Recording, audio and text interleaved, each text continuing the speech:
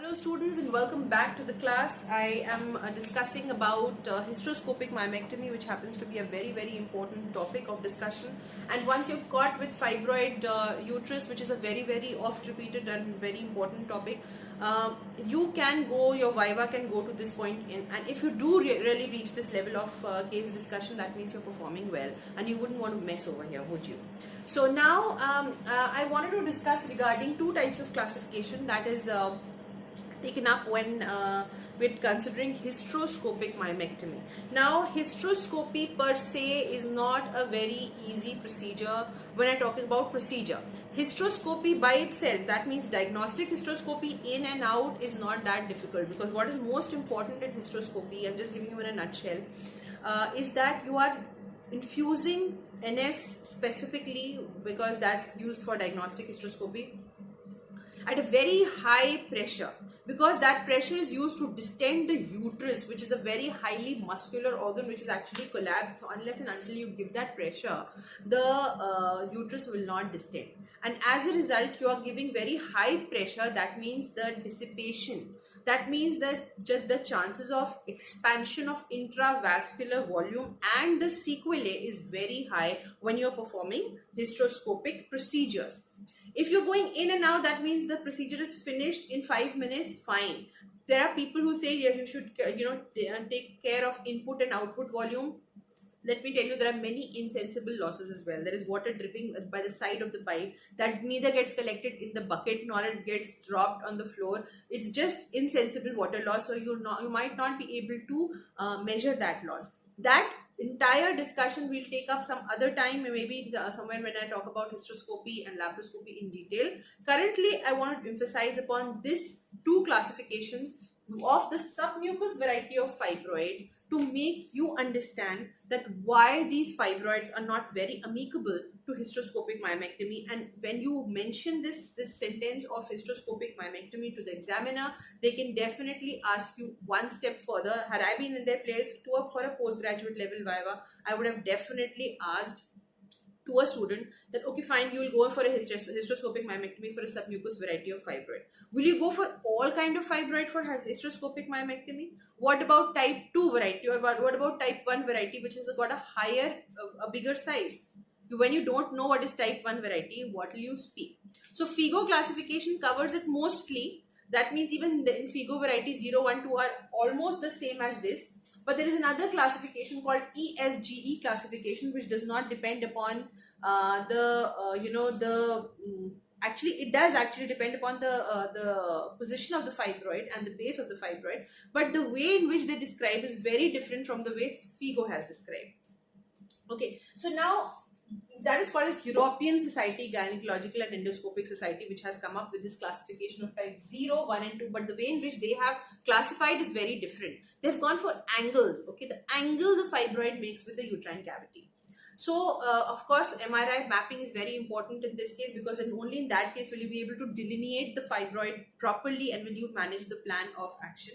See, if you have to go for a hysterectomy, you do not have to go for all these stuff. But if she is a young patient, if she's let's say infertile patient, or a patient who's had recurrent abortions, or a subfertile patient in whom you're planning something, would you want to go ahead with this kind of uterus? You wouldn't even want to leave any part of myoma behind. So this classification of ESGE, it says there are 3 varieties of fibroid: type 0, 1 and 2. Type 0 is the one in which the fibroid is attached to the base by a very small peduncle, which is highly amenable to hysteroscopic myomectomy. You can go ahead and do it.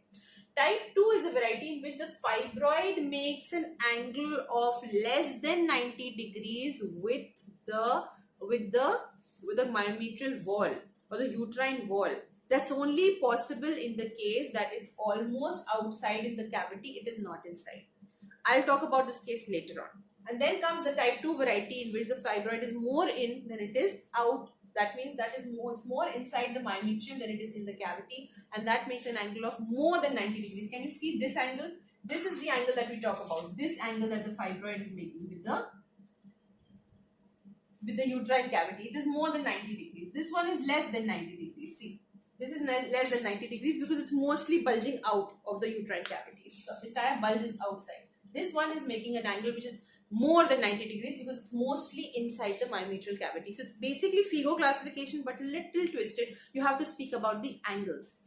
So basically these two fibroids are not very amenable. But this was kind of changed later on to step 2 classification. Now this is called as step 2 classification, in which there is scoring done on the basis of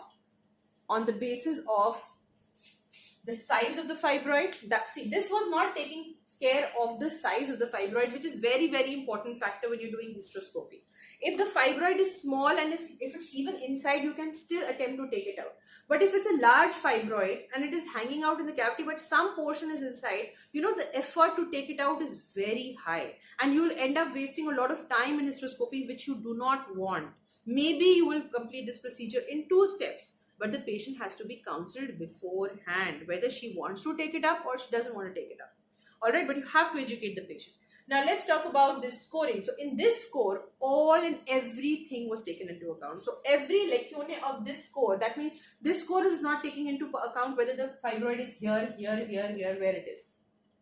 So if it's in the lower part, it's easy, to just go and grab it and come out. If it's towards the upper part, it's difficult to negotiate. You have to go inside. Your hand movement will also get a little difficult because it's on the fundus. If it's on the posterior wall and the uterus is retroverted, patient especially if the patient is lying down on this bulky uterus, to negotiate that also gets difficult. So here in step 2, all these difficulties which were not taken care of in ESG or in Figo were also looked into, and a scoring was designed in such a way that size of the fibroid matters. If the size is less than 2, scoring is 0. It's very easy fibroid. 2 to 5, again the scoring is 1. More than 5 it becomes 2. You have to think about going forward with hysteroscopy. Topography. If it's low down, it's easy. If it's in the middle, slightly difficult. It's above, a little more complex.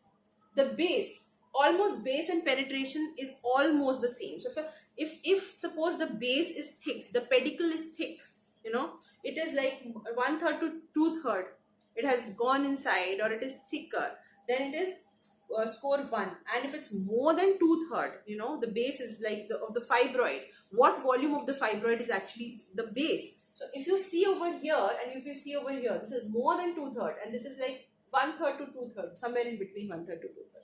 And this is just a thin pedicle attached to it. So it's very easy to take out hysteroscopically, but fibroids like this, they're not easy to take out hysteroscopically. Then you have to see the penetration. There is zero penetration here. There is almost less than 50 penetration here, and there is more than 50 penetration in the type 2 variety. So this is this. Penetration and base, both are these. So you can see.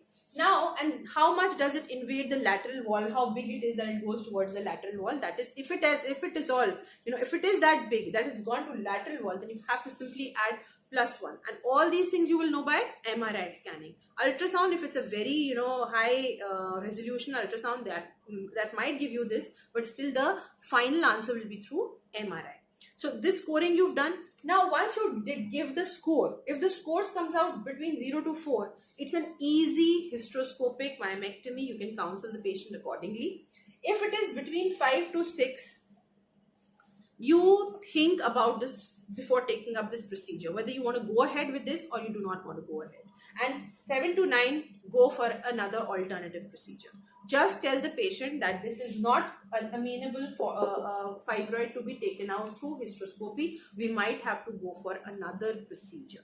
And that another procedure actually could be anything between maybe UAE, maybe MRG, FUS.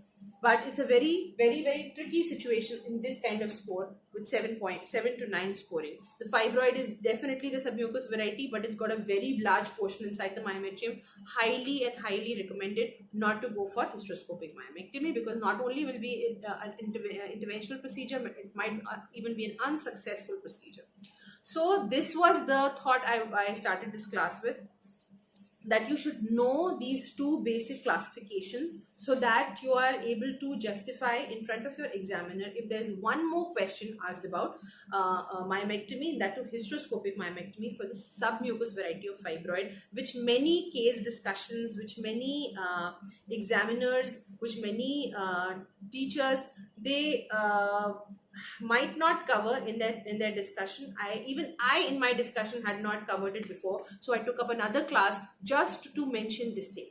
The case discussion on fibroid uterus is now available on my app. Along with it, my notes will also be given to the students who wish to go and see the app. You can, all those students who are finding any kind of difficulty in the app regarding payment, regarding download, regarding any other issues, certain students do get blocked sometimes, please feel free to contact me on the number which is being flashed on the screen, and there is no problem at all from my side to help you. I have a team of IT people already working with me, so I'll be more than happy to solve your queries. And as far as there are few announcements to be made, my modules which I was taking earlier before, the complete theory now course is now available on my app.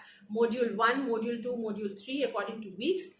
These were the exact classes I was taking before. There are discussions, there are videos on certain topics, there are notes on some other topics.